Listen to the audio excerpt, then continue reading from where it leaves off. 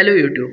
So today the date is 10th of December and we are in the third week of our prelims preparation. We are done with economy and we are in the first week of we are in the fourth week of preparation and we are in the first week of polity and कल तो मैंने बोला ही था कल का दिन बहुत ज़्यादा पेनफुल था माइग्रेन की वजह से and today I am feeling much better so आज ज़्यादा टाइम वेस्ट नहीं करते हैं स्टार्ट करते हैं और आज जो हम लोग का एजेंडा है it's a very big topic of polity and it's very important from prelims point of view क्योंकि हर साल बहुत सारे क्वेश्चंस आते हैं इसमें तो हम लोग इसको देखेंगे बहुत अच्छे से जितना मेरा कैपेबिलिटी में होगा also credits to Mathur sir and I am studying from Atish Mathur sir ठीक है ऑल्सो वन मोर डिस्क्लेमर जो कि हर वीडियो में मैं देता हूँ that this is not a professional teaching video ठीक है I am not eligible enough तो ये बस मेरा पार्ट ऑफ डेली रूटीन है मैं पूरा दिन पढ़ाई करने के बाद एक एक्टिव रिकॉल करता हूँ ऑन रिकॉर्ड और वो मैं यहाँ पे पोस्ट करता हूँ ताकि मैं खुद भी बाद में इसको रिवाइज कर पाऊँ और किसी को अगर रिवाइज करना हो तो वो कर सकता है ठीक है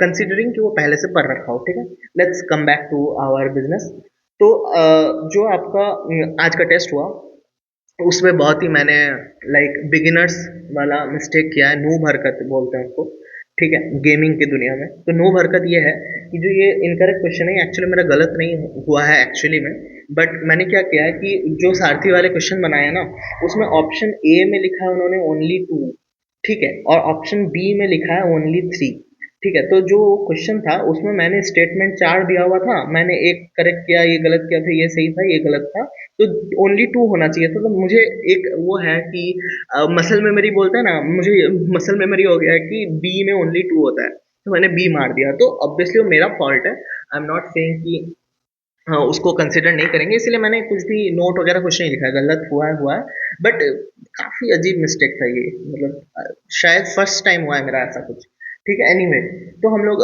फंडामेंटल राइट्स में मूव करते हैं और हम लोग का कल का जो टेस्ट है वो बहुत ही इंपॉर्टेंट होगा एंड एक चीज़ मैं जो बहुत ज़्यादा खुश नहीं हूँ सारथी के जो टेस्ट शेड्यूल है आज का मतलब फंडामेंटल राइट्स पूरा एक दिन में दे के इन्होंने मतलब थोड़ा इसका स्कोप कम कर दिया है जबकि इतना इंपॉर्टेंट एक टॉपिक है इसमें 25 क्वेश्चन मतलब बहुत इजीली बन जाएगा अगर इसको 50-50 करते 2 दिन में तो बहुत अच्छे क्वेश्चन बन सकते थे क्योंकि मोस्ट प्रोबेबली जो आप 2026 में हम लोग प्रीलिम्स देंगे तो पॉलिटी से 3-4 questions 2-3 questions easily fundamental right से आएगा एनीवे जैसा है वैसा है हम लोग अच्छे से प्रिपरेशन करते हैं एंड मे बी ज़रूरत पड़ेगा तो कोई और इंस्टीट्यूट से ये टॉपिक का टेस्ट दे देंगे और पीवाईक्यू तो करेंगे ऑल्सो वन थिंग इज कि एक तो ये इतना वास्ट टॉपिक है अगर आप लोगों ने पढ़ा है पहले से तो आप लोगों को पता है कितना वास्ट टॉपिक है ये और दूसरी बात ये है कि पता नहीं मैं इसको कितना कवर कर पाऊंगा तो थोड़ा टाइम लगेगा इसको कवर करने में ठीक है तो आराम से बैठते हैं आधा घंटा 40 मिनट जितना भी लगेगा आराम से इसको कवर करते हैं एक गो में ठीक है और बाद में जब प्रीलिम्स के पहले पहले रिवीजन करना होगा तो मुझे बहुत हेल्प होगा ये वीडियो से ठीक है आज तो मैंने पूरा दिन बैठ कर पढ़ा है फंडामेंटल राइट्स ठीक है मतलब पढ़ा है इन द सेंस कि रिवाइज ही किया है क्योंकि आराम आराम से रिवाइज करना होता है पूरा दिन ऑल्सो मैंने सीसाइड भी किया है सीसाइड भी चालू हो गया सारथी में तो उस समय टाइम जाता है तो हम लोग शुरू करते हैं फंडामेंटल राइट्स और ये जगह में नहीं करते हैं मैंने सोचा कि फंडामेंटल राइट्स थोड़ा इंपॉर्टेंट चीज़ है तो इसके लिए मैंने एक पेज ही अलॉट किया है तो यहाँ पे अच्छे से फंडामेंटल राइट्स पढ़ेंगे हम लोग अभी ठीक है तो जो आर्टिकल आपका शुरू होता है फंडामेंटल राइट्स वो है आपका आर्टिकल 12 से लेके आर्टिकल 35 तक ठीक है ये है आपका फंडामेंटल राइट्स के आर्टिकल तो जो आपका दो आर्टिकल है 12 और 13 उसको हम लोग थोड़ी देर बाद देखेंगे ठीक है 12 और 13 जो है उसको हम लोग बाद में देखेंगे हम लोग 14 से सीधा शुरू करेंगे क्योंकि 14 से एक्चुअली राइट शुरू होते हैं और 12 और 13 जो है आपका वो बेसिकली फंडामेंटल राइट्स किसके अगेंस्ट है क्या क्या उसमें चीज़ें हैं इंपॉर्टेंट वो हम लोग देखेंगे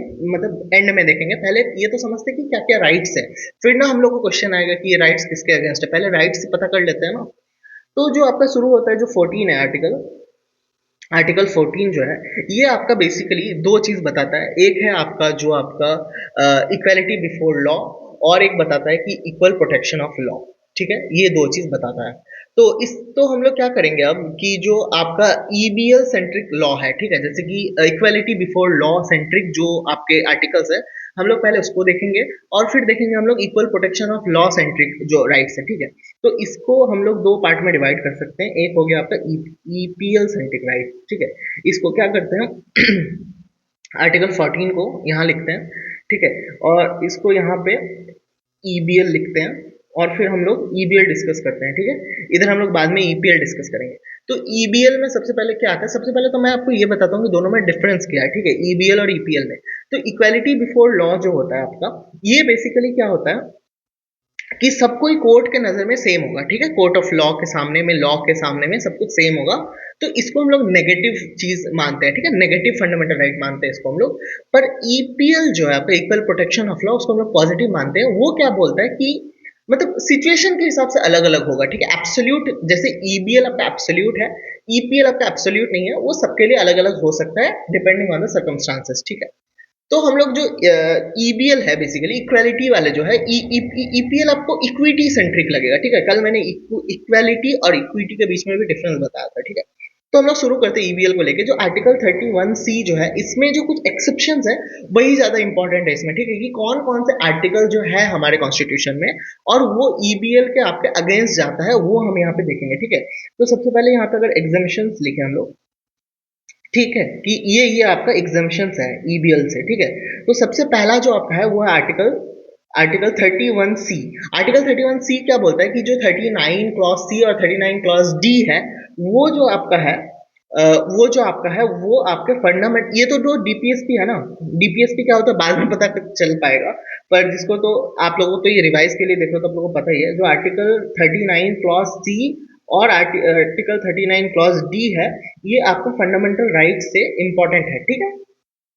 ठीक है, तो बेसिकली कोर्ट ने एक जगह पे ये बात बोला था कि जब 31C आ जाता है तो आर्टिकल 14 गायब हो जाता है, ठीक है, क्योंकि आर्टिकल 14 तो बोलता है कि इक्वालिटी मेंटेन करना, पर ये अगर डीपीएसपी आप पढ़ोगे तो इसको इक्वालिटी का बात नहीं किया हुआ है, ठीक है। अच्छा, नेक्स्ट अगर हम लोग देखें एग्जामिशन, ये हो गया आपका पहला एग्जामिशन, ठीक है।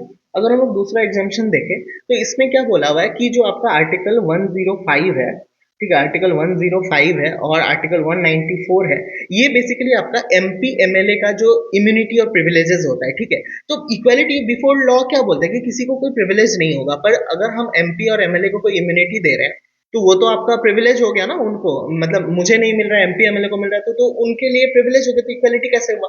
इसीलिए तो एग्जाम्पशन है ना, कि वो भी जरूरी है, उनको अगर हम लोग इम्यूनिटी प्रिविलेज दे रहे हैं तो उसको जरूरी है देना, ठीक है। नेक्स्ट है आपका ये, क्योंकि आपका प्रिविलेज वाले ही हैं तो ये आपका आर्टिकल 361 भी मैं इसी में लिख देता हूँ, ठीक है।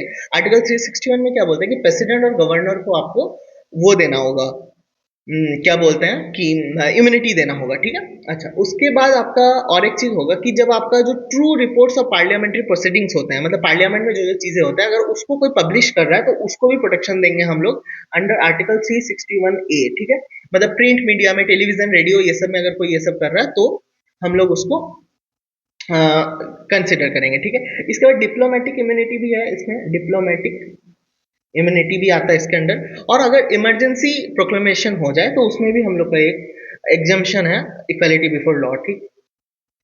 तो ये सारे हम लोग के हो गए exemption equality before law article 14 में, ठीक है। ये बहुत ज्यादा इंपॉर्टेंट चीजें हैं क्लासिफिकेशन की, कौन सा ईबीएल है कौन सा ईपीएल है, ठीक है। इसके बाद अगर हम लोग देखें ईबीएल के अंडर, अगर हम लोग अब नेक्स्ट देखें, इसको अगर एक सेपरेट कर दे, अब हम लोग देखते हैं अगर आर्टिकल 15 क्लॉज 1 अगर हम लोग देखें, ये आपका है ईबीएल सेंट्रिक, ठीक है। अभी हम लोग ईबीएल सेंट्रिक बातें कर रहे हैं, ठीक है।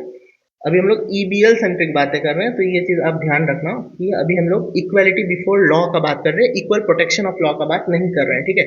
आर्टिकल 15 क्लॉज 1 क्या बोलता है कि no discrimination on the basis of CRRSP। ये माथुर सर का स्टाइल में मैं बता रहा हूँ। CRRSP सर एक मतलब ये वो रखते हैं, इसको क्या बोलते हैं, मैं वर्ड ही भूल गया उसको, ठीक है। एनीवे, कि ऐसे करके आपको याद रखना है। ये हो गया आपका कास्ट, रिलीजन, रेस, सेक्स और प्लेस ऑफ बर्थ के बेसिस पे आप डिस्क्रिमिनेशन नहीं कर सकते हो, ठीक है। ऑल्सो वन मोर थिंग कि इनको बताने में लोग जो बड़े बड़े टीचर्स हैं उनको 18-20 घंटे लगते हैं सिर्फ फंडामेंटल राइट पढ़ाने में, मैं यहाँ पे आधा घंटा में सिर्फ खुद के लिए रिवाइज कर रहा हूँ, तो थोड़ा फास्ट फास्ट में करेंगे, ज्यादा डिस्कस नहीं करेंगे इसको, ठीक है। तो आर्टिकल 15 क्लॉज 1 हो गया। अगर हम लोग नेक्स्ट देखें आर्टिकल 15 क्लॉज 2 देखें अगर हम लोग, ठीक है, आर्टिकल 15 क्लॉज 2 अगर देखें, इसको एक काम करते हैं, यहाँ शिफ्ट कर देते हैं ताकि हम लोग का अच्छे से बनेगा, ठीक है। आर्टिकल 15 क्लॉज 2 अगर देखें, इसमें क्या बोलते हैं कि no discrimination on the basis of, वही same CRRSP, while accessing public recreational facilities, ठीक है। कोई भी ओनरशिप हो, अगर कोई पब्लिक रिक्रिएशनल फैसिलिटीज है लाइक पार्क वगैरह, या फिर कोई पब्लिक यूटिलिटीज है जो कि आपका मेंटेन बाय स्टेट है, तो उसमें भी आपका कोई डिस्क्रिमिनेशन नहीं होगा on the basis of caste, religion, race, sex, place of birth, ठीक है। तो आप देख रहे हो इक्वालिटी बिफोर लॉ है, एकदम एब्सोल्युटली नो डिस्क्रिमिनेशन, कोई कुछ हम लोग नहीं सुनेंगे, नेगेटिव लॉ है, किसी को भी डिस्क्रिमिनेशन नहीं कर सकते हो। तो ये हो गया आपका एब्सोल्यूट, मतलब आपका जो होता है ना, जो आपका इक्वालिटी बिफोर लॉ वाले ये चीजें हैं, ठीक है। इसके बाद अगर हम लोग 16 पे आ जाए आर्टिकल, तो आर्टिकल 16 क्या बोलता है कि एम्प्लॉयमेंट रिलेटेड जो आपका जो आर्टिकल्स है वो आता है। तो आर्टिकल 16 क्लॉज 1 क्या बोलता है, आर्टिकल 16 क्लॉज 1 में बोला जाता है कि equality, equal opportunity in state employment, ठीक है। जो आपका जो आपका सरकारी नौकरियां होती है उसमें कोई डिस्क्रिमिनेशन हम लोग नहीं कर सकते, सबको इक्वल अपॉर्चुनिटी मिलना चाहिए। और अभी अगर आपको रिजर्वेशन का अगर आपको दिमाग में आ रहा है, तो मैंने पहले ही बोला कि ईबीएल सेंट्रिक चीजें हैं, तो इस पे रिजर्वेशन नहीं आएगा ना। इक्वालिटी बिफोर लॉ तो रिजर्वेशन का बात नहीं करता है। रिजर्वेशन देने के लिए ही तो हमने आर्टिकल 14 में इक्वल प्रोटेक्शन ऑफ लॉ भी डाला है, कि अगर किसी को रिजर्वेशन का जरूरत है उसको हम लोग को रिजर्वेशन देना होगा, ठीक है। आर्टिकल 16 क्लॉज 2 अगर देखें आप, आर्टिकल 16 क्लॉज 2 में देखो क्या है। आर्टिकल 16 क्लॉज 2 में लिखा हुआ है कि no discrimination on basis of D R और CRRSP तो पहले से ही था। डॉक्टर क्रिस्प, ठीक है, डॉक्टर क्रिस्प में मतलब आपका डिसेंट और रेसिडेंस, ये दोनों चीज ऐड हो जाएगा, ठीक है। इनके डिटेल्स में नहीं जाएंगे, बस आपको प्रीलिम्स में ये नहीं पूछेगा कोई इतना डिटेल में कि डिसेंट क्या होता है, बस याद रखो कि descent, residence, caste, religion, race, sex, place of birth के बेसिस पे गवर्नमेंट जॉब पे कोई डिस्क्रिमिनेशन नहीं होगा, ठीक है। ईबीएल सेंट्रिक हो गया। इसके बाद अगर हम नेक्स्ट देखें, नेक्स्ट आता है आपका आर्टिकल 17, ये आपका one of the absolute fundamental rights है, ठीक है। ये सारे जो हम मैंने अभी तक बताए हैं और आगे भी जो बताऊंगे ये सारे एब्सोल्यूट नहीं है, पर आर्टिकल 17 एक ऐसा राइट है, फंडामेंटल राइट। और भी एक है आपका 24 भी है, जिसमें आपका चाइल्ड लेबर हजार्डस इंस्टीट्यूशन में, वो भी एब्सोल्यूट फंडामेंटल राइट है। और आर्टिकल 17 जो आपका है ये पीवाईक्यू भी है, ठीक है, इसको थोड़ा याद रखना, ये पीवाईक्यू भी है आपका, ये बहुत ही इंपॉर्टेंट है। ये आपका क्या बोलता है कि अनटचेबिलिटी का बात करता है, ठीक है। ये आपका बेसिकली बोलता है कि untouchability of any kind is prohibited and should be made an offence by law by the state. तो ये नॉन सेल्फ एग्जीक्यूटरी है, ठीक है। मतलब फंडामेंटल राइट्स को हम लोग दो कैटेगरी में भी डिवाइड कर सकते हैं, जैसे कि सेल्फ एग्जीक्यूटरी और non self executory. Self executory नाम से क्लियर हो रहा है कि खुद ही में वो मतलब ये मतलब इंप्लीमेंट हो जाता है, बट जो नॉन सेल्फ एग्जीक्यूटरी है उसके लिए आपको लॉ बनाना होगा। तो आप देखो इसमें जो टेक्स्ट लिखा हुआ है कॉन्स्टिट्यूशन में, बेयर एक्ट में, उसमें ये लिखा हुआ है साफ साफ कि untouchability of any kind is prohibited and should be made an offence by law by the state. तो इसके लिए हम लोग बना भी चुके हैं कि प्रिवेंशन ऑफ एट्रोसिटीज एक्ट 1989, ठीक है। तो ये बेसिकली आपका बहुत ही इंपॉर्टेंट है। आप किसी को भी अनटचेबिलिटी प्रैक्टिस नहीं कर सकते हो। तो अब अभी आपके दिमाग में क्वेश्चन आ सकता है कि अगर जैसे कि हम लोग कोविड में लॉकडाउन किए थे या फिर आइसोलेशन में रख रहे थे हम लोग, ठीक है, तो जिसको कोविड हो जा रहा था हम लोग उसको अलग रख रहे थे, तो क्या अनटचेबिलिटी में नहीं आएगा वो? तो बेसिकली कोर्ट ने कोई तो जजमेंट में ऐसा बोला था कि वो मेडिकल वगैरह ये सब रीजन से अनटचेबिलिटी नहीं है। हमारे देश में कॉन्स्टिट्यूशन में जो आर्टिकल 17 है उसको हम लोग मेनली कास्ट के ही कंसिडर, कास्ट के पीओवी से देखेंगे, ठीक है। तो ये आर्टिकल 17 हो गया आपका, ठीक है। और एक चीज याद रखना, यूपीएससी ट्रैप लगाएगा कि ये जो आर्टिकल 17 है ना, ये आपका एक्सप्लॉयटेशन राइट्स में नहीं आता है, ये राइट टू इक्वालिटी में आएगा, ठीक है। मतलब जस्ट बिकॉज आप अनटचेबिलिटी कर रहे हो डजंट मीन आप एक्सप्लॉइट ही कर रहे हो, ठीक है। आप अनइक्वल भी ट्रीट मत करो, ऐसा कह रहे हैं। मतलब ऐसा आप नहीं कर सकते कि अगर मान लो आप ये बोल रहे हो कि मैं एक्सप्लॉइट नहीं कर रहा हूँ, बस उसको इक्वल ट्रीट नहीं कर रहा हूँ, तो ऐसा भी नहीं चलेगा। आपको इक्वल ही ट्रीट करना पड़ेगा, अनटचेबिलिटी को हटाना ही पड़ेगा आपको, ठीक है। इसके बाद जो आपका नेक्स्ट आता है वो आता है आपका आर्टिकल 18। ये थोड़ा सा हॉलो सा है, क्योंकि इसमें ये दिया हुआ नहीं है कि अगर अगर कोई ऐसा करे तो फिर क्या होगा, ये चीज दिया हुआ नहीं है। तो ये बेसिकली एबोलिशन ऑफ टाइटल्स है, पर कुछ कुछ इसमें एग्जाम्पशन है कि state can give military and academic titles, ठीक है, ओनली है इसमें लिखा हुआ ये भी कि आपसे मिलिट्री और एकेडमिक टाइटल भी दे सकते हो, और citizen can't accept foreign titles. तो अगर कर लिया तो क्या होगा, वो यहाँ पे लिखा हुआ है नहीं, ठीक है।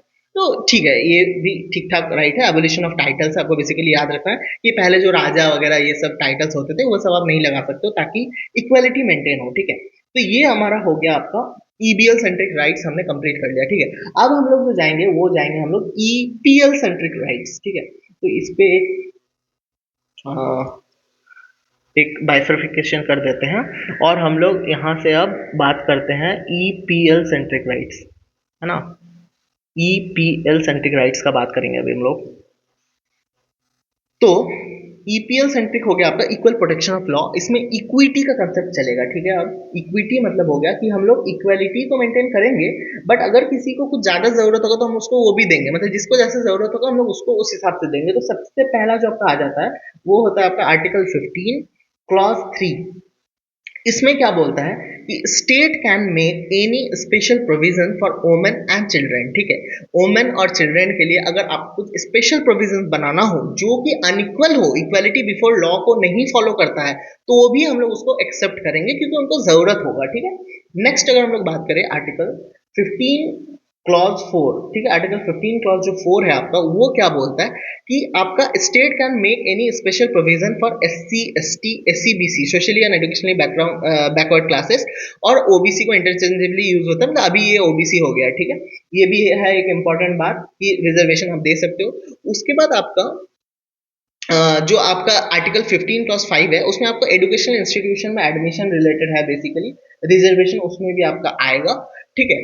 उसके बाद आपका और अगर कोई प्राइवेट स्कूल है उसको भी ये फॉलो करना होगा, ठीक है। याद रखना कि जो रिजर्वेशन इन एजुकेशनल इंस्टीट्यूट है, प्राइवेट इंस्टीट्यूशन को भी फॉलो करना पड़ता है, सिर्फ और सिर्फ माइनॉरिटी एजुकेशनल इंस्टीट्यूशन जो होती हैं वहां पे एक्सेप्शन रहेगा, क्योंकि उनका तो पर्पस ही यही है ना कि माइनॉरिटी जो कल्चर है उनको मतलब सेफ गार्ड करने के लिए। तो उसमें भी अगर हम रिजर्वेशन डाल देंगे तो उनका माइनॉरिटी जो वो है चीजें वो खराब हो सकती है, ठीक है। हो गया। और आर्टिकल जो 15 क्लॉज 6 है आपका, ये ईडब्ल्यूएस है बेसिकली, जो कि रिसेंटली आपका 103 कॉन्स्टिट्यूशन अमेंडमेंट एक्ट 2019 में हुआ था, ठीक है। तो ये सारे एजुकेशनल इंस्टीट्यूशन रिलेटेड हो गया। इसके बाद अगर पब्लिक एम्प्लॉयमेंट से रिलेटेड देखें, वो आता है आपका आर्टिकल 16, ठीक है। आर्टिकल 16 में आ जाता है वो आपका आर्टिकल 16 क्लॉज 3।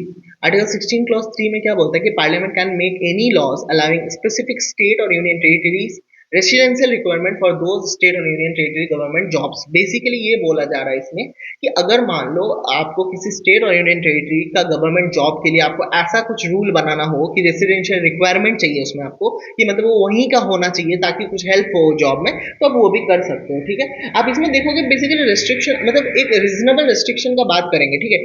ईबीएल जैसे एक ब्लाइंड चीज है कि आपको ब्लाइंडली सबको इक्वलिटी देना होगा, वो यहाँ पे थोड़ा अंडरस्टैंडिंग नेचर आपको दिखेगा ईपीएल सेंट्रिक राइट्स में, ठीक है। दोनों ही बहुत इंपॉर्टेंट है, ऐसा नहीं कि कोई कुछ किसी चीज से ज्यादा बड़ा या छोटा है, दोनों ही बहुत इंपॉर्टेंट है, दोनों ही राइट्स, दोनों ही तरह के राइट्स, ठीक है। 16 प्लस 4 में क्या बोल रहा है कि state can make any special provision for backward classes, now उसका अब तो हम लोग ओबीसी बोलते हैं, ठीक है। अच्छा, इसके बाद 16 4 ए जो आता है आपका, 16 आर्टिकल 16 4 ए जो है, ठीक है, इसमें आपका क्या बोला गया है, मतलब क्लॉज 4 है ये, ठीक है। 16 4 है, एक अलग आर्टिकल नहीं है, 16 का ही क्लॉज है ये। इसमें बोला गया है कि state can make special provision providing reservation for SC ST recruitment, entry and promotion, retaining consequential seniority. ये जो इतना कॉम्प्लेक्स वर्डिंग है, मैं थोड़ा बेयर सामने में खोल के रखा हूँ ताकि हेल्प हो, क्योंकि बेयर की जो स्टेटमेंट्स है वो याद रखना बहुत मुश्किल होता है। ऊपर ऊपर से मुझे याद है कौन सा क्या है, बट क्योंकि मैं यहाँ पे थोड़ा बाद में रिवीजन का सोच रहा हूँ, तो मैं यहाँ पे ही ऐड कर दे रहा हूँ ये बेयर एक्ट की लाइंस। इसमें बेसिकली ये बोला गया है कि अगर मान लो आपको रिक्रूटमेंट के टाइम पे, जो एंट्री के टाइम पे जो आपका रिजर्वेशन मिलेगा, वो आपका प्रमोशन में भी एप्लीकेबल होगा एससी और एसटी के लिए, ठीक है। और आपका कॉन्सिक्वेंशियल सीनियरिटी भी मेंटेन होगा इसमें, ठीक है। अच्छा, इसके बाद आपका कैरी फॉरवर्ड जो है वो भी आर्टिकल आता है 16 क्लॉज 4 बी में आता है ये, ठीक है। कैरी फॉरवर्ड क्या होता है कि मान लो इस साल मेरा 10 रिजर्वेशन का सीट था, उसमें से 5 ही भरा, तो नेक्स्ट साल मैं 10 मतलब उसको ऐड कर सकता हूँ, और फिर वो 50% जो रिजर्वेशन एक लिमिट है कि 50% ही आप रिजर्वेशन कर सकते हो, उसको वो अगर उस टाइम पे ब्रीच हो जाए तो कोई दिक्कत नहीं है, क्योंकि इस साल मेरा वो फुलफिल नहीं हुआ था, ठीक है। ये भी हो गया। इसके बाद आपका आर्टिकल 16 क्लॉज 5 एक बहुत इंपॉर्टेंट है। 16 क्लॉज 5 क्या बोलता है आपका कि अगर मान लो कोई रिलीजियस इंस्टीट्यूशन में अगर कोई पब्लिक हैंडल कर रहा है, कोई पब्लिक ऑफिशियल हैंडल कर रहा है, तो उसमें आप ये बोल सकते हो कि उसमें स्पेसिफिक रिलीजन का ही हो। मान लो टेम्पल से रिलेटेड कोई कुछ बॉडी है, या फिर मॉस्क रिलेटेड कोई बॉडी है, तो उसमें हिंदू या मुस्लिम जो भी रेस्पेक्टिवली उनका वो है रिक्वायरमेंट, वो आप कर सकते हो, ठीक है। उसके बाद आर्टिकल 16 क्लॉज 6 वही बात है जो 15 क्लॉज 6 था, कि आपका जो ईडब्ल्यूएस जो था वही बात है इसमें भी, कि एम्प्लॉयमेंट में भी पब्लिक एम्प्लॉयमेंट में भी आपका ईडब्ल्यूएस कैटेगरी इंक्लूड होगा, ठीक है। ये हो गया। अच्छा, इसके बाद हम लोग फटाफट मूव करते हैं कुछ स्पेशल जो आपका इंपॉर्टेंट जजमेंट्स है, ये आपको थोड़ा सा याद रखना होगा क्योंकि यूपीएससी आजकल पूछ लेता है ये सब जजमेंट्स, ठीक है। वो जजमेंट्स आपका मेनली एक तो मैं एडुकेशन से रिलेटेड बता देता हूँ आपको, ठीक है। दो दो कैटेगरी के जजमेंट्स है जो कि किसी पूछ सकता है कि एडुकेशन में रिजर्वेशन और एम्प्लॉयमेंट में, यही दो चीज में रिजर्वेशन है ना बेसिकली। तो एडुकेशन रिलेटेड जो है वो आपका जो सबसे पहला है वो आपका Champakam Dorai Rajan versus state of Madras है, जिसमें ये बोला गया था कि कास्ट बेस्ड जो आपका रिजर्वेशन है वो आपका अनकॉन्स्टिट्यूशनल है, ऐसा बोला गया था। एजुकेशनल इंस्टीट्यूशन में रिजर्वेशन कास्ट बेस्ड अगर हो वो अनकॉन्स्टिट्यूशनल है, ऐसा बोला गया था जजमेंट में। जिसके बाद हमने फर्स्ट कॉन्स्टिट्यूशनल अमेंडमेंट एक्ट लाके उसको और 15 क्लॉज 4 उसमें डाल दिया ताकि वो जजमेंट नल एंड वॉइड हो जाए, ठीक है। इसके बाद इंदिरा साहनी बहुत इंपॉर्टेंट है, जिसमें आपको 27% ओबीसी रिजर्वेशन का बात होता है, इसमें क्रीमी लेयर का भी बात होता है, ठीक है। इसके बाद टीएमए पाई फाउंडेशन भी आया था, इसमें ये बोला गया था कि प्राइवेट और अनएडेड इंस्टीट्यूशंस का जो है उसमें भी आपको जो रिजर्वेशन है आपका वो भी मेंटेन करना होगा। Held that private unaided institution have the right to admit student but can not be forced to implement state reservations, ठीक है। तो स्टेट रिजर्वेशन आप नहीं कर सकते हो, पर रिजर्वेशन आपको फॉलो करना होगा, ठीक है। ये थोड़ा सा डाउटफुल है, बाद में एक बार देख लेना होगा इसको, ठीक है। अच्छा, इसके बाद आपका दो जजमेंट बसता है, एक पीए इनामदार बसता है जिसमें आपको ये बोला गया है कि reservation can not B imposed on private और अनएडेड इंस्टीट्यूशन, इसीलिए हम लोग 93rd कॉन्स्टिट्यूशनल अमेंडमेंट एक्ट लाके 15 क्लॉज 5 डाला हमने, ठीक है, कि प्राइवेट इंस्टीट्यूशन में भी हम रिजर्वेशन लगाएंगे, जो कि हमने 15 क्लॉज 5 से डाला है, क्योंकि जजमेंट में तो मना कर दिया था, ठीक है। उसके बाद जो आपका जनहित अभियान वर्सेस यूनियन ऑफ इंडिया है, जो कि 2022 का जजमेंट है, उसमें आप जो हमने ईडब्ल्यू रिजर्वेशन लाया 15 क्लॉज 6 और 16 क्लॉज 6 के बेसिस पे, उसको अपहेल्ड कर दिया गया 10% रिजर्वेशन का, ठीक है। तो बाकी जो जजमेंट्स आप एक बार गूगल कर लेना फटाफट, अब तो एआई भी है कि important judgments related to fundamental right for UPSC prelims, तो आपको मिल जाएगा पूरा डेटा, ठीक है। हम लोग इसको थोड़ा शॉर्ट रखने का ट्राई करते हैं। तो आपका 14, 15, 16, 17, 18, ठीक है, हमारा यहाँ तक में क्या क्या हो गया, 14 हो गया, ठीक है। मैं एक बार वो कर देता हूँ, 14 हमारा हो गया, कभी मोटा हो जा रहा है कभी पतला हो जा रहा है, क्या करें। 14 हो गया, 15 हो गया, 16 हो गया, 17 हो गया, 18 हो गया, ठीक है। ये सारा हमारा कंप्लीट हो गया। अब हम लोग 19 से शुरू करते हैं ना। तो आपका जो 19 है वो बेसिकली फ्रीडम फ्रीडम से रिलेटेड है, आपका जो फ्रीडम ऑफ स्पीच है। फिर जो सबसे पहला जो 19 क्लॉज 1 आता है आपका, ठीक है। अरे यार, जो आपका 19 है, ठीक है, article 19 clause 1 sub clause A जो है, ये आपका freedom of speech and expression, ठीक है। इसके बाद आपका आता है 19 क्लॉज 1 और सब क्लॉज बी, ये होता है आपका पीसफुल असेंबली विदाउट आर्म्स, ठीक है। आर्म्स के बिना आप असेंबल हो सकते हो, ठीक है। मैं इनका थोड़ा बहुत इंटरप्रिटेशन भी बताऊंगा कि सुप्रीम कोर्ट इंटरप्रेट किए हुए हैं इनको, ठीक है। उसके बाद जो थर्ड है आपका वो है 1C, ठीक है। फिर आता है आपका 1D, ठीक है, 1D, फिर आता है आपका 1E, ठीक है, और आता है आपका 1F, ठीक है। तो ये सारे हमारे जो है 19 के राइट्स है, ठीक है। इसमें अब मैं कुछ कुछ इंपॉर्टेंट बात आपको बताता हूँ, आप इसको नोट करो कि जो आपका 19 क्लॉज 1 है, ये क्या है, ये है आपका स्पीच एंड एक्सप्रेशन, ठीक है, freedom of speech and expression, and it is not at all absolute, ठीक है। आप कुछ भी नहीं बोल सकते हो, आपको कुछ कुछ चीजें दिमाग में रखना है कि सॉवरेनिटी और इंटीग्रिटी हम लोग का डिस्टर्ब ना हो, सिक्योरिटी, नेशनल सिक्योरिटी डिस्टर्ब ना हो, फॉरेन फ्रेंडली रिलेशंस हम लोग का खराब ना हो, पब्लिक ऑर्डर मेंटेन हो, decency, morality, contempt of court, defamation. तो ये सारी चीजें बहुत इंपॉर्टेंट है, आपको दिमाग में रखना होगा, एब्सोल्यूट तो बिल्कुल नहीं है। और कुछ कुछ इंटरप्रिटेशन है, जैसे कि राइट टू इन्फॉर्मेशन एक्ट बनेगा इसके बेसिस पे, ठीक है। उसके बाद आपके पास मतलब इंफॉर्मेशन होगा तभी तो आप स्पीच एंड एक्सप्रेशन यूज कर पाओगे, फ्रीडम। अगर आपके पास इंफॉर्मेशन ही नहीं होगा तो क्या बोलोगे, ठीक है। उसके बाद आपको फ्रीडम टू रिमेन साइलेंट भी एक बहुत इंपॉर्टेंट राइट है, वो आपका आर्टिकल 20 में आ जाएगा, ठीक है। पर ये एससी इंटरप्रेट किया था इसी से कि क्योंकि स्पीच आपका फ्रीडम ऑफ फंडामेंटल राइट है, तो साइलेंस भी आपका फंडामेंटल राइट है, ये आपको याद रखना होगा, ठीक है। उसके बाद आपका फ्रीडम ऑफ प्रेस भी इसमें इंक्लूड हो जाता है। Also voters have right to know, ठीक है, वोटर्स को भी अपना राइट है। इलेक्टोरल बॉन्ड जो केस हुआ था उसमें भी आपका है। अच्छा, और एक बहुत इंपॉर्टेंट चीज है कि आपको ना right to access of internet नहीं है, ये आपका बहुत इंपॉर्टेंट एक बात है, ठीक है। आपको इंटरनेट एक्सेस का कोई फंडामेंटल राइट नहीं है। तो आप सोचोगे कि ये क्या बात हुआ।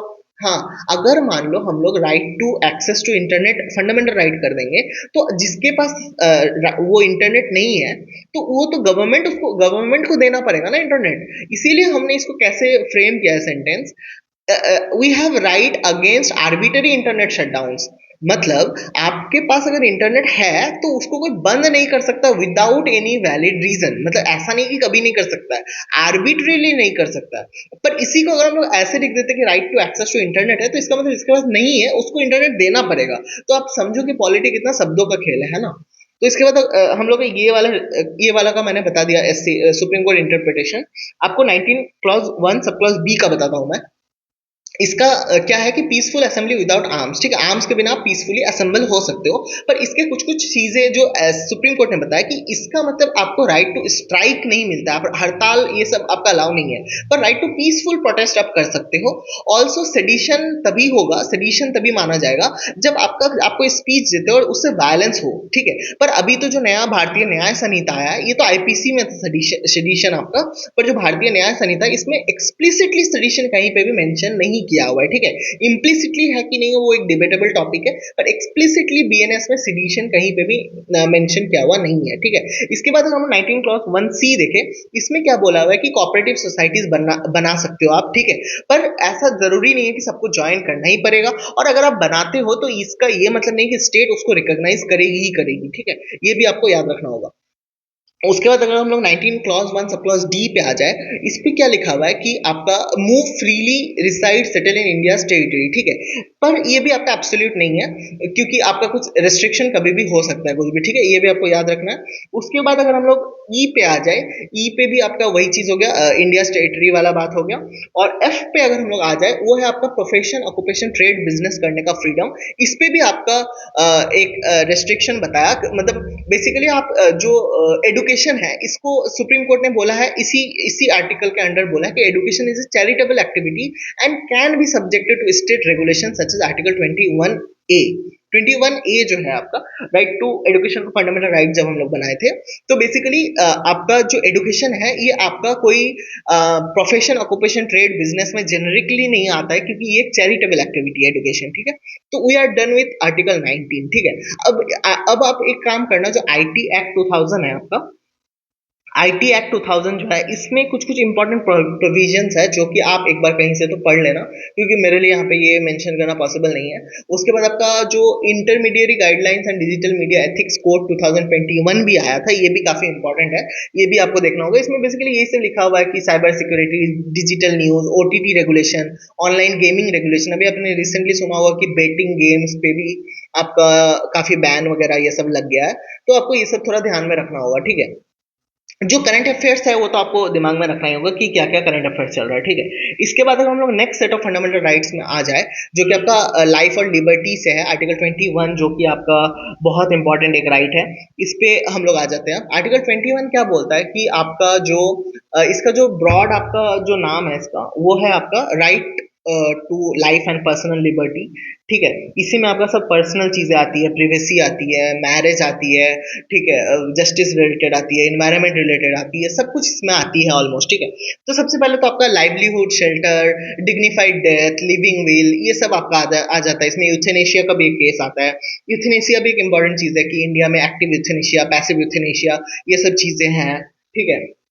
ऑल्सो आप लिविंग विल भी बना सकते हो। मान लो कि अभी आप एकदम हेल्दी हो, पर आप ऐसा लिविंग विल बना सकते हो कि इन फ्यूचर अगर किसी का एक्सीडेंट वगैरह हो जाए, या फिर कुछ बहुत डेडली कोई एक्सीडेंट हो जाए जिसमें बस वो नाम का बस लिविंग रहे, तो उस केस में उनको मतलब जो लाइफ सपोर्ट है, पैसिव यूथेनेशिया बोलते हैं उसको हम लोग, लाइफ सपोर्ट विदड्रॉ कर सकते हैं, तो वो पहले से वो लिविंग विल में लिख सकता है उसको, ठीक है। अच्छा, इसके बाद प्रीवेसी रिलेटेड अगर आए हम लोग, 2017 में पुट्टू स्वामी एक जजमेंट था, ठीक है, उसमें हम लोग होमोसेक्सुअलिटी को डीक्रिमिनलाइज कर दिए थे, ठीक है। तो पहले हम लोग का होमोसेक्सुअलिटी जो था वो क्रिमिनल एक्टिविटी था, फिर हमने इसको हटा दिया, ठीक है। क्यों हटाया? अब आप देखो कि प्रिवेसी जो है ये आपका आर्टिकल 21 फंडामेंटल राइट आ गया, ठीक है। अब आप बताओ कि दो होमोसेक्सुअल कपल या हेट्रोसेक्सुअल कपल बंद दरवाजे के पीछे क्या कर रहे हैं, ये तो प्रिवेसी हो गया ना उनका। आप तो देख ही नहीं सकते हो कि होमोसेक्सुअल है कि हेट्रोसेक्सुअल है, तो आप कैसे मना करोगे, कैसे क्रिमिनल एक्टिविटी बोलोगे, ठीक है। तो फिर तो आप उसका राइट टू प्रिवेसी वायलेट कर रहे हो, तब कर नहीं सकते हो। तो बेसिकली बंद दरवाजे में इंसान कुछ भी करे वो हम लोग क्रिमिनल एक्टिविटी नहीं बोल सकते हैं, इसीलिए राइट टू प्रिवेसी के अंडर हमें होमोसेक्सुअलिटी को डीक्रिमिनलाइज करना पड़ा, ठीक है। इसमें अपना ओपिनियन नहीं दे रहा हूँ क्योंकि ये थोड़ा कंट्रोवर्शियल टॉपिक्स है, ये बस आपका कभी अभी जो इंडिया में करंट लीगल स्टेटस है मैं बस वो बता रहा था, ठीक है। Also right to marry is not yet available for same sex couples, बाद में कभी होगा तो हम उसको देखेंगे। उसके बाद जस्टिस रिलेटेड ये है कि आपका फ्री लीगल एड है, स्पीडी ट्रायल है, ठीक है, आपको बहुत दिन तक आपका ट्रायल नहीं पेंडिंग होना चाहिए। उसके बाद आपका क्लाइमेट चेंज के अगेंस्ट भी राइट है उसमें, क्योंकि उसमें हम लोग पॉल्यूटर पेज का भी प्रिंसिपल इन्वायरमेंट में देखेंगे, ठीक है। तो ये सब चीजें आ जाती है। उसके बाद इसमें प्रोसीजर एस्टेब्लिश्ड बाय लॉ और ड्यू प्रोसेस ऑफ लॉ भी आता है। ड्यू प्रोसेस ऑफ लॉ हम लोग मेनका गांधी 1980 वाला जो जजमेंट है उसमें देखते हैं। तो basically procedure established by law जो होता है, प्रोसीजर एस्टेब्लिश्ड बाय लॉ, और एक होता है ड्यू प्रोसेस ऑफ लॉ। ठीक है, प्रोसीजर एस्टेब्लिश्ड बाय लॉ मतलब यह है कि लॉ के अगेंस्ट जो लॉ, मतलब अकॉर्डिंग टू लॉ जो प्रोसीजर है उसको फॉलो करके अगर कोई चीज है तो वो सही है, irrespective of it being fair और नॉट। मतलब लॉ फेयर है कि नहीं है उसका बात हम यहाँ पे नहीं करेंगे, हम लोग बस देखेंगे कि लॉ फॉलो हुआ है कि नहीं हुआ है। प्रोसीजर जो हम लोग फॉलो किए वो लॉ के अकॉर्डिंग हुआ है कि नहीं हुआ है, ये है आपका प्रोसीजर स्टेब्लिश बाय लॉ। और जो आपका ड्यू प्रोसेस ऑफ लॉ है, इसमें हम लोग ये चेक करेंगे कि जो आपका प्रोसेस है, मतलब लॉ जो है वो कैसा है, उसका नेचर कैसा है, ये चेक कर सकते हैं हम लोग ड्यू प्रोसेस ऑफ लॉ में। ठीक है, उसके बाद आपका जो एक इम्पॉर्टेंट इसमें कंसेप्ट आता है नेमो जुडेक्स इन कॉसा सुआ। ठीक है, ये आपका लैटिन है, इसमें लिखा हुआ है basically no one should be made a जज इन देयर ओन केस। ठीक है, मतलब अगर आपका खुद का केस है तो आप उसमें आपको जज नहीं बनाया जाएगा। ऑल्सो ऑडी अल्टम पार्टम एक लैटिन फ्रेज है, इसमें लिखा हुआ है कि no one should be left unheard. ठीक है, बिना किसी को सुने उसको हम लोग नहीं छोड़ सकते। ठीक, ऑल्सो आपका प्रिंसिपल ऑफ नेचुरल जस्टिस आ जाता है इस पे। तो ये सारी इंपॉर्टेंट चीजें आ जाती है। ठीक है, also as per Maneka Gandhi case एक और इंटर रिलेशनशिप है कि जो चीजें आपका 19 और 21, ठीक है, आर्टिकल 19 और और आर्टिकल 21, अगर कोई भी प्रॉब्लम इस दोनों आर्टिकल को टच कर रहा है तो आपका तीनों ही वायलेट नहीं होना चाहिए, 14, 19, 21। ठीक है, ये दोनों अगर वायलेट हो रहा है तो आपका ये तीनों ही वायलेट नहीं होना चाहिए। ठीक है, मतलब ये दोनों से रिलेटेड अगर कोई बात है तो ये तीनों ही आप वायलेट नहीं कर सकते हो। और अगर आर्टिकल 21 सिर्फ कंसर्निंग है तो आपका 14 और 21 वायलेट नहीं कर सकते हो। ठीक है, इस पे फिर 19 नहीं आता। मतलब अगर 19 और 21 दोनों आता है तो 19 को आप देखोगे ही ना, और 41 21 देखोगे, और 21 अगर आता है तो आप 14 21 देखोगे ही। यही बात हो जाता है, मतलब 21 जब भी आएगा आप 14 और 21 देखोगे। ठीक है, और 19 अगर आता है तो उसको तो आप देखोगे ही, उसको कैसे छोड़ दोगे, है ना। तो ये बात आ जाता है। उसके बाद आर्टिकल 21 क्लॉज ए अगर देखें, तो क्लॉज नहीं है ये, आर्टिकल 21 अलग से ही है, अमेंडमेंट के थ्रू हम लोग लाए थे इसको, आर्टिकल 21 ए। ठीक है, अरे यार, आर्टिकल 21 ए। ठीक है, ये बेसिकली आपका राइट टू एजुकेशन रिलेटेड है कि 6 to 14 ईयर्स तक आपको एजुकेशन देना होगा। ठीक है, रिजर्वेशन भी होगा इसमें, प्राइवेट और अनएडेड स्कूल में भी अप्लाई होगा। बस और बस आर्टिकल 30 के अंदर माइनॉरिटी एजुकेशन इंस्टीट्यूशन में अप्लीकेबल नहीं होता है। ठीक है, ओके। ऑल्सो एक इंपॉर्टेंट चीज कि जो आपका राइट टू एजुकेशन है, ठीक है, राइट टू एजुकेशन 2024 जो रूल्स है आपका, right of children to free and compulsory education amendment हुआ था जो 2024 में, उसमें ये बोला गया कि क्लास 5 और क्लास 8 के लिए मैंडेटरी एग्जाम होगा, और अगर कोई वो एग्जाम में फेल करते हैं तो उसको 5 और 8 में रोका जा सकता है, बस उसको हम लोग एक्सपेल नहीं कर सकते हैं। ठीक है, कोई भी स्कूल उनको स्कूल से निकाला नहीं जा सकता है बिफोर कंप्लीमेंटिंग एलिमेंट्री एजुकेशन। ठीक है, ऑल्सो पीएम पोषण एक बहुत इंपॉर्टेंट है, जो कि पहले आपका मिड डे मील स्कीम नाम था इसका, इसको हम लोग पीएम पोषण से रिनेम किए हैं। इसमें बेसिकली आपको बहुत सारी चीजें लिखा हुआ है कि तिथि भोजन होगा इसमें। ठीक है, कम्युनिटी पार्टिसिपेशन होगा, फेस्टिवल्स के टाइम पे जो मील्स वगैरह बनेगा यही लोग बनेंगे कम्युनिटी मिलकर, ताकि एक इक्वलिटी मेंटेन हो, है ना।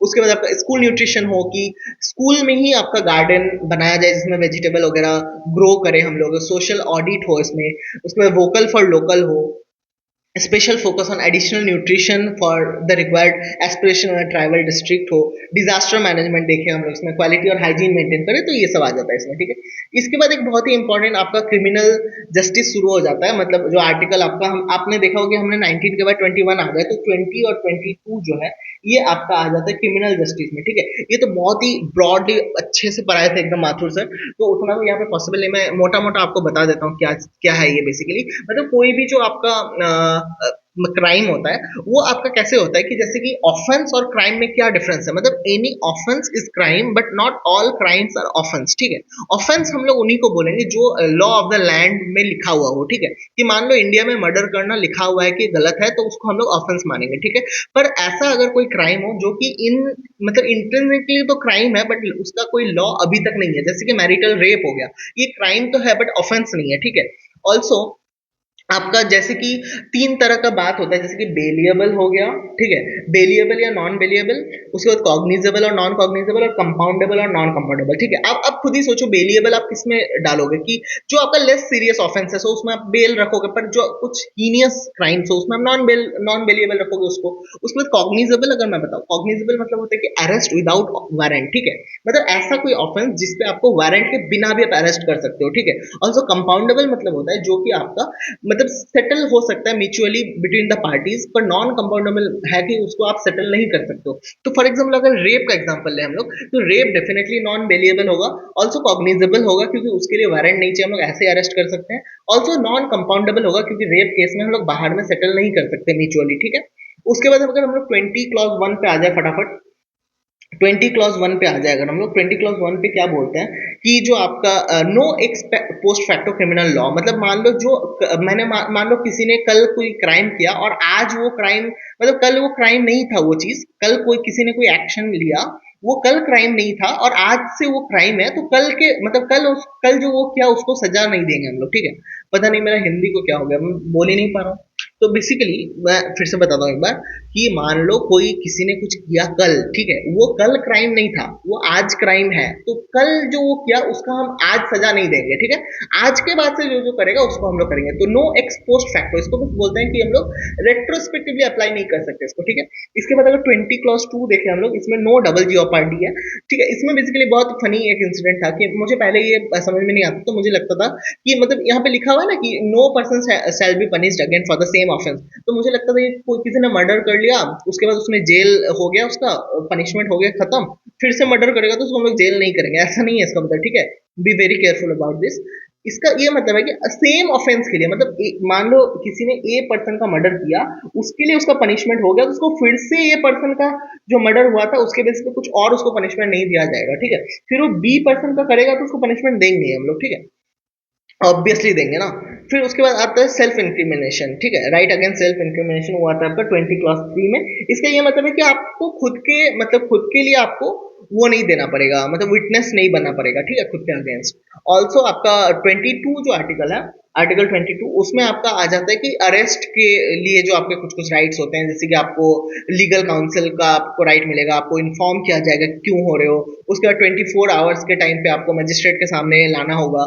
ऑल्सो इसमें ट्रैवल टाइम और हॉलीडेज नहीं काउंट होता है। तो आपने एक चीज नोटिस किया होगा, ये थोड़ा सा मतलब अनऑफिशियली बता रहा हूँ, कि फ्राइडे इवनिंग को अगर हम लोग किसी को अरेस्ट करते हैं तो उसका 24 आवर्स मंडे को जाके खत्म होगा, क्योंकि सैटरडे संडे इसमें काउंट नहीं होगा, ट्रैवल टाइम भी इसमें काउंट नहीं होता, ठीक है। ऑल्सो अभी आपका आईपीसी सीआरपीसी हट के बीएनएस और बीएनएसएस हो गया है, इस पे मैंने ये भी बताया कि आपका सिडिशन अब इसमें नहीं है। ऑल्सो वीडियो आपका 37 मिनट्स का हो गया है। I don't know if I should continue, कि अभी तक 20 आर्टिकल 20 तक ही हुआ है। एक काम करते हैं, कल तो डीपीएस की ऑब्वियसली मैं सारा नहीं बताऊंगा, इसको आज इतना ही रखते हैं, जो बाकी के आर्टिकल्स है उसको एक बार कल कंटिन्यू कर देंगे, है ना, वरना बहुत ज्यादा बड़ा हो जाएगा मेरे ख्याल से। एक काम करते हैं 23 और 24 कवर कर देते हैं। 23 बेसिकली आपका है कि आपका जो एक्सप्लॉयटेशन रिलेटेड है, ठीक है। 23 आपका जो जैसे ह्यूमन ट्रैफिकिंग, बेगार, फोर्स लेबर, बॉन्डेड लेबर, ये सब अलाउ हम लोग नहीं करते हैं, ठीक है। उसके बाद आपका 24 में है कि चाइल्ड बिलो एज ऑफ 14 आपका हजार्डस प्लेसेस में नहीं काम कर सकता है, मतलब 14 टू 18 में भी नहीं कर सकता है वो, ठीक है। 18 के अंडर कोई भी चाइल्ड आपका हजार्डस प्लेसेस में नहीं काम कर सकता है। और 0 to 14 जो एज है उसमें सिर्फ और सिर्फ फैमिली एस्टेब्लिशमेंट या फिर एंटरटेनमेंट इंडस्ट्री में ही काम कर सकता है विदाउट अफेक्टिंग देयर स्टडीज, ये भी मेंशन किया हुआ है आर्टिकल 24 में, ठीक है। और 23 में आपका हो गया बॉन्डेड लेबर और फोर्स लेबर, ये सब कहा जाता है, ठीक है। उसके बाद अगर हम लोग कवर कर ही लेते हैं मेरे ख्याल से, है ना, फटाफट थोड़ा। उसके बाद आपका राइट टू रिलीजियन रिलेटेड आ जाता है, आर्टिकल 25 आ जाता है, ठीक है। आर्टिकल 25 में क्या बोलता है कि जो आपका कंसाइंस प्रोफेस प्रैक्टिस प्रोपागेट है, ये सबके लिए अवेलेबल है, ठीक है। आप एक चीज याद रखना कि 15 16 19 29 30, ठीक है, ये जो 5 आर्टिकल्स है बस ये आपका सिर्फ और सिर्फ सिटीजन के लिए है, ये फॉरेनर के लिए नहीं है। आप एक बार फिर से यहाँ पे देख लो, 15 16 19 29 30, ये सारे आर्टिकल्स आपका ओनली सिटीजन के लिए है अवेलेबल, ठीक है, ये चीज याद रखना। अच्छा, फॉर 25 में हम लोग आज भी सबके लिए अवेलेबल है। कॉन्साइंस मतलब आपको एथिस्ट, थीस्ट और एग्नोस्टिक तीनों रहने का पूरा पूरा राइट है। ये भी काफी कंट्रोवर्शियल टॉपिक है, इसमें कुछ भी अपना ओपिनियन डालना सेफ नहीं है, जो भी लीगल स्टेटस है वो बता देते हैं चुपचाप, ठीक है। कॉन्साइंस आपका हो गया कि आप एथिस्ट थीस्ट एग्नोस्टिक कुछ भी रह सकते हो, उसके बाद आप कुछ भी अपना रिलीजन प्रैक्टिस प्रोफेस प्रोपागेट कुछ भी कर सकते हो, ठीक है। इसमें भी of course public order health morality ये सब तो आ ही जाएगा, ठीक है। ऑल्सो आर्टिकल 26 में रिलीजियस डिनोमिनेशन का बात होता है, जिसमें मोटा मोटा आप ये समझो कि आप जो आपका स्टेट है वो मैंने प्रीएम्बल के दिन ही बताया कि हम लोग के यहाँ जो सेक्युलरिज्म है वो बेसिकली ये है कि आपका स्टेट का कोई फेवरेट रिलीजन नहीं होगा, ठीक है। ये चीज आपको याद रखना है। रिलीजियस डिनोमिनेशन मतलब हो गया कोई भी रिलीजन अपना इस्टेब्लिश या मेंटेन कर सकता है, अपना इंस्टीट्यूशन बना सकता है रिलीजियस, ठीक है। ऑल्सो आपका एक चीज याद रखना कि रिलीजियस डिनोमिनेशन आपका कॉन्स्टिट्यूशन में डिफाइन नहीं किया हुआ है, ठीक है। ऐसा क्वेश्चन बहुत बनते हैं कि religious according as defined in the constitution religious denomination statement गलत हो जाएगा, ठीक है। ऑल्सो एक इंपॉर्टेंट चीज मैंने आर्टिकल 16 क्लॉज 5 में बताया था, इसी के अंडर 16 क्लॉज 5 में मैंने बताया था कि कोई भी रिलीजियस प्लेसेस में सेम रिलीजन का ऑफिशियल आप ये कर सकते हो, ठीक है, अलॉट कर सकते हो। उसके बाद आर्टिकल 27 है कि no specific taxes for promotion of maintenance of a specific religion, ठीक है। जैसे कि मान लो मुझ पर सरकार कोई ऐसा टैक्स नहीं लगा सकती है और उस टैक्स को ये नहीं बोल सकती कि ये मान लो मुस्लिम या फिर हिंदू रिलीजन को प्रमोट करने के लिए टैक्स लगाया जा रहा है, ऐसा नहीं कर सकती है गवर्नमेंट, ठीक है।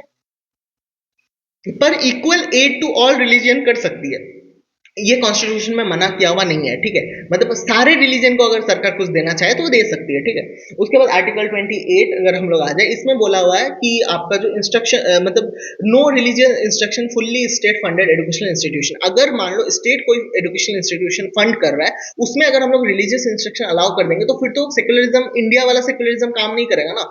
स्टेट का कोई फेवरेट रिलीजन नहीं है ना, तो इसीलिए हम state funded fully state funded में नहीं कर सकते हैं। जो आपका स्टेट के फंडेड है पर आपका किसी ट्रस्ट के अंडर में है तो उसमें आपको अगर अगर आपका ट्रस्ट अलाउ करती है तो हम लोग कर सकते हैं। ऑल्सो अगर कोई एडेड या मतलब गवर्नमेंट अगर पार्शियली उसमें कुछ कर रही है तो उसमें आपका वॉलेंटरी पार्टिसिपेशन अलाउड है, आप किसी स्टूडेंट को फोर्स नहीं कर सकते हो, ठीक है। इसके बाद आपका आ जाता है, तो हमने आर्टिकल 28 ये सब कर लिया। 29 जो आर्टिकल है इसमें बहुतों को लगता है ये सिर्फ माइनॉरिटीज के लिए, नहीं, आर्टिकल 29 सब सारे सिटीजन के लिए है।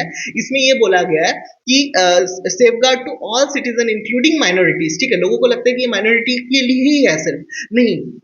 Article 29 says that safeguard to all citizens, including minorities, against discrimination in any matter of the admission to state maintained or state educational institution, ठीक है।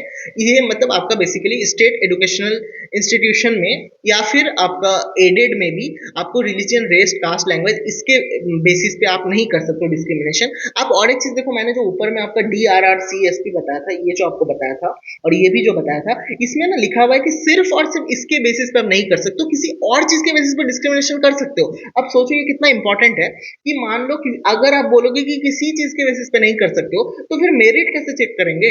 फिर तो आप बोलोगे कि यूपीएससी में first come first serve basis कर लो कि जो सबसे पहले ढोलपुर हाउस पहुंच गया उसी को आईएएस बना देंगे। नहीं, वहां पे मेरिट के बेसिस पे डिस्क्रिमिनेशन करो आप, ये अलाउड है, ठीक है। आप बस ये सब के बेसिस पे मत करो, CRR SP या D और R, ठीक है। ये 3 4 5 6 चीजों के बेसिस पे मत करो। अब मेरिट के बेसिस पे बिल्कुल करो। आप ऐसा बोलो कि जिसका IQ इतना है उसको कर सकते हैं, जो ये एग्जाम पास करेगा उसको कर सकते हैं, ये तो ऑब्वियस सी बात है ना। उसके बाद जो आपका आर्टिकल 30 है ये आपका माइनॉरिटी के रिलेटेड है, जो आपका अपने देश में रिलीजियस और लिंग्विस्टिक माइनॉरिटीज को ही हम लोग कंसिडर करते हैं, मतलब रिकॉग्नाइज करते हैं, ठीक है। ऑल्सो आपका जो एक और इम्पॉर्टेंट चीज है आपका कि जो मार्शल लॉ वगैरह आता है वो सब भी आपका fundamental right, important fundamental rights है। और एक चीज जो छूट रहा था वो सब उतना इंपॉर्टेंट नहीं है तो वो मैंने छोड़ दिया, ठीक है, वो आप खुद ही एक बार देख लेना। और जो बस एक लास्ट चीज जो बताना जरूरी है कि जो आपका आर्टिकल 12 जो मैंने छोड़ दिया था वो एक बताना बहुत इंपॉर्टेंट बात है कि आर्टिकल जो 12 है आपका, ठीक है, आर्टिकल 12 क्या बताता है कि फंडामेंटल राइट आपको किसके अगेंस्ट मिलेगा, ठीक है, तो स्टेट के अगेंस्ट मिलेगा। और स्टेट का जो डेफिनेशन है काफी ब्रॉड है, इसका सिर्फ मतलब government of India, state government नहीं है, इसमें आपका गवर्नमेंट ऑफ इंडिया आ जाता है, पार्लियामेंट आ जाता है, स्टेट गवर्नमेंट आ जाता है, स्टेट लेजिस्लेचर्स आ जाते हैं, लोकल अथॉरिटीज भी आ जाती है और अदर अथॉरिटीज भी आ जाती है। इनफैक्ट इंडियन टेरिटरी में जो है या फिर गवर्नमेंट ऑफ इंडिया के अंडर जो है, ये सारी चीजें इसमें स्टेट में आ जाएगी। ऑल्सो जुडिशियरी भी आ जाएगी जब वो एडमिनिस्ट्रेटिव फंक्शन फॉलो करेगी, ठीक है, मतलब जुडिशियल फंक्शन में नहीं, जब वो एडमिनिस्ट्रेटिव फंक्शन फॉलो करेगी तो उसमें आपका ये चीज आ जाएगा, ठीक है। हुर्रा वर्सेस हुर्रा केस में हमने ये चीज देखा था। और जो आपका रिट्स जो बच रहा है, रिट्स में तो पक्का कल ही कवर करूंगा, रिट्स में इसमें नहीं कवर कर पाऊंगा, ठीक है। ऑल्सो क्योंकि अभी बहुत कम टाइम बचा है। ऑल्सो आर्टिकल 13 में इस मतलब एक्सप्लिसिटली जुडिशियल रिव्यू मेंशन नहीं किया हुआ है, पर आर्टिकल 13 बेसिकली ये बोलता है कि कोई भी लॉ अगर आपका फंडामेंटल राइट को वायलेट करता है तो वो लॉ नल एंड वॉइड हो जाएगा। ऑल्सो ये भी चीज लिखा हुआ है कि आर्टिकल 13 के अंदर जो आपका कॉन्स्टिट्यूशनल अमेंडमेंट है उसको लॉज नहीं माना जाएगा, पर अगर कोई कॉन्स्टिट्यूशनल अमेंडमेंट आपका बेसिक स्ट्रक्चर को छेड़छाड़ करता है तो वो जुडिशियल रिव्यू के अंडर आ जाएगा, ठीक है। बाकी जो भी चीज बचता है वो हम लोग कल के वीडियो में कवर कर लेंगे। कल कल हम लोग का टॉपिक है आपका डीपीएसपी और डीपीएसपी और आपका डीपीएसपी और फंडामेंटल ड्यूटीज है, ठीक है। तो कल फटाफट हो जाएगा, कल इतना लंबा नहीं होगा। कल हम लोग रेट्स वगैरह ये सब कवर कर लेंगे और जो जो फंडामेंटल राइट बचता है वो भी कवर कर लेंगे। तो I think that should be the day, ठीक है। इतना ही रखते हैं आज। और फिर हम लोग एक काम करते हैं कि कल का जो वीडियो है, कल का वीडियो में हम लोग बाकी का बाकी सारी चीजें कवर करते हैं, ठीक है। तो या that is it for today. Keep smiling.